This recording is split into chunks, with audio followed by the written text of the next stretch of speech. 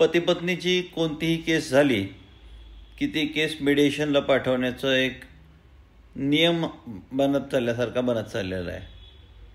परंतु पती असो किंवा पत्नी असो यांनी हे कायम लक्षात ठेवणं गरजेचं आहे की या मिडिएशनला जाणं किंवा तिथं वेगवेगळ्या तारखेंना हजर राहणं किंवा मिडिएशन करणं हे तुमच्यावर बंधनकारक नाही.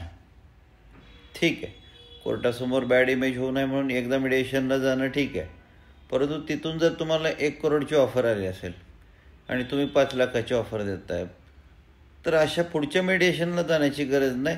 I am not accepting any offer, I want to get the case. मला कोणतीही ऑफर मान्य नाही, मला केस चालवायची, असं आपण पहिल्याच तारखेला सांगून ते मिडिएशन पुढच्या तारखेपर्यंत जाण्यापासून रोखू शकता आणि आपल्या केसचा वाया जाणारा कालावधी वाचवू शकता.